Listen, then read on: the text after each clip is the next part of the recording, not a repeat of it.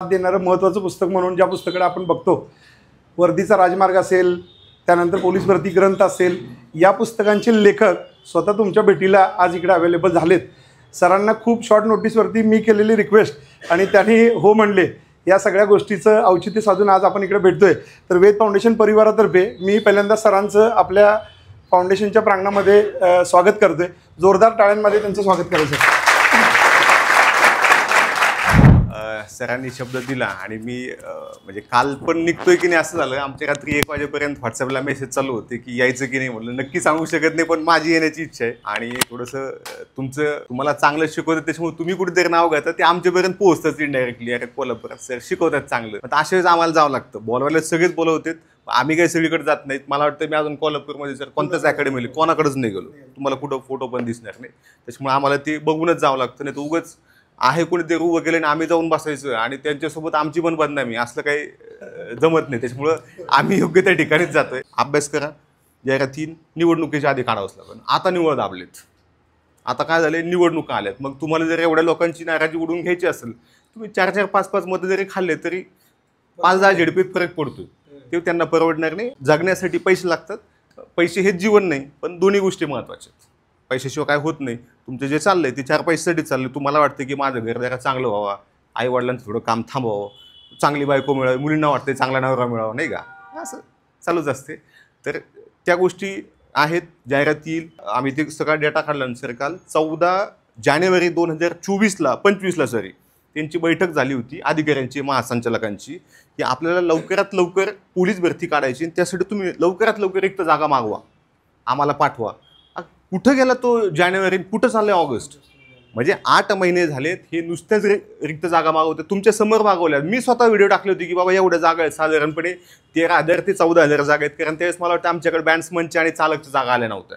Sorry, चालकच्या आल्या होत्या, जेलच्या आल्या नव्हत्या. म्हणजे मागं पुढं होते.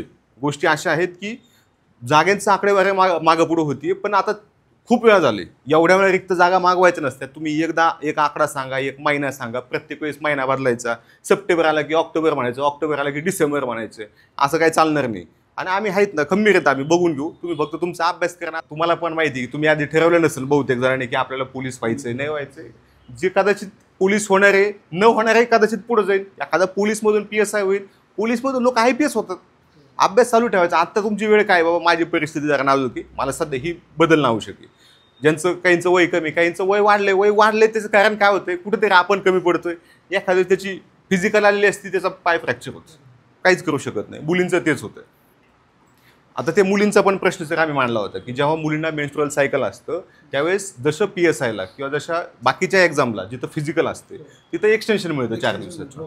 तुम्हाला शेवटच्या दिवशी बोलवलं जातं. तुम्हाला बऱ्याच ठिकाणी बोलवतात बघा, की ज्यांची मैदानी चाचणी झाली नाही त्यांना एक शेवटच्या दिवशी आम्ही चान्स दिला, या.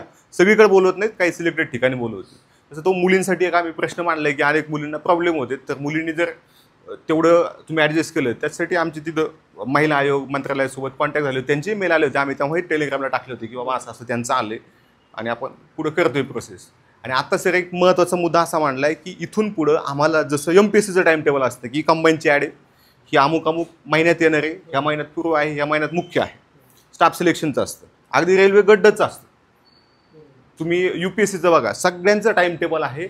फक्त इकडं पोलीस भरती सरळ सेवेच नाही. म्हणजे वनरक्षक आली कधी नुसतेच आणू म्हणते, देतच नाहीत.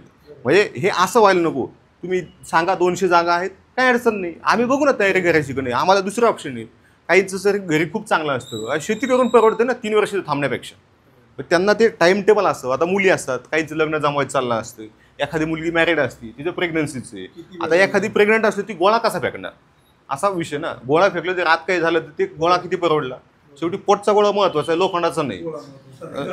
ह्या फॅक्ट आहेत, ज्यांना माहिती त्यांना सांगतोय. त्यामुळं त्या मुलींना प्लॅन करता येणार. काल आम्ही त्या महिला पत्रकारांना ती गोष्ट समजून सांगितली की त्या मुलीनं तो एवढा मोठा गोळा फेकायचा कसा, आणि त्या मुलीनं किती प्लॅन करायची की नाही ह्या वर्षीने आपण अजून 4 महिन्याने होऊ देऊ बाळा, 6 महिन्याने होऊ देऊ. मागं तर माणसं लागलेली असतात, सासू सासरे जे कोण असतील ते. आता वर्ष झाले, जुलै महिन्यात सांगितलं होतं गृहमंत्र्यांनी की आपल्याला लगेच काढायची, ही झाली की लगेच. ऑगस्टच्या बातम्याच दाखवल्या त्यांना, हे बघा ह्या बातम्या. नंतर डिसेंबरमध्ये म्हणले, जानेवारी म्हणले, एप्रिल म्हणले, आता एप्रिलचं म्हणले 15 सप्टेंबरपासून आपल्याला मैदानी चाचणी चालू करायची. मध्ये मध्ये त्या ग्राउंडच्या दुरुस्त्या चालू केल्या. आता जे तिकडून आलं ते आम्ही सांगायचो. मग आम्ही तोंडावर पडतो, यार तुम्ही तर म्हणले होते ग्राउंडची दुरुस्ती चालू येईल 15 सप्टेंबरपासून. आता जे वरून येतं ते आम्ही सांगतो. आम्ही का मसाला लावून सांगत नाही. जे आहे बाबा 15 सप्टेंबर डेट येते, तुम्हाला इथं कळते आमच्या आधी. अरे आले बाबा पेपरला, सकाळला आले. मग त्यांनी काय फेकाफेक नाही केली.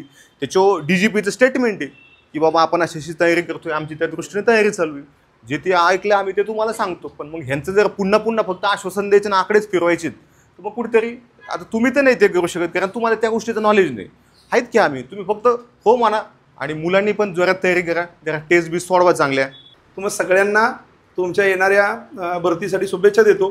सरांनी आज आपल्याला जो वेळ दिला त्याच्याबद्दल तुम्हा सर्वांच्या वतीनं, वेद फाउंडेशन परिवाराच्या वतीनं मी सरांचे आभार मानतो. पण आभार मानून थांबत नाही. सरांना मी असं सांगतो की यापुढे ज्या वेळेला वेद फाउंडेशनला तुमच्या मदतीची गरज लागेल त्या वेळेला तुम्ही वेळ द्यायला पाहिजे, अशा पद्धतीने मी तुम्हाला आग्रह करतो. आणि तुम्ही आलात त्याबद्दल पुन्हा एकदा धन्यवाद देतो. तुमच्या पुढच्या वाटचालीसाठी खूप साऱ्या शुभेच्छा. इथं आलो, वेद फाउंडेशननं मला व्यासपीठ उभं करून दिलं आणि सरांचं मार्गदर्शन हे चांगलंच असतं. हे जेव्हा मला कळालं तेव्हाच मी इथं आलो आहे. विद्यार्थ्यांना तुम्ही लक्ष देताय ही तर चांगलीच गोष्ट आहे. त्यासोबतच तुम्ही जे त्यांना वेगळं काहीतरी देत आहे, म्हणजे हे ठीक आहे शिक्षणाचं देत आहेत, पण त्याच्या पलीकडे जाऊन ज्या गोष्टी सांगतात त्याचा विद्यार्थ्यांना नक्की फायदा होणार आहे, एवढंच बोलतो आणि माझे 2 शब्द संपवतो.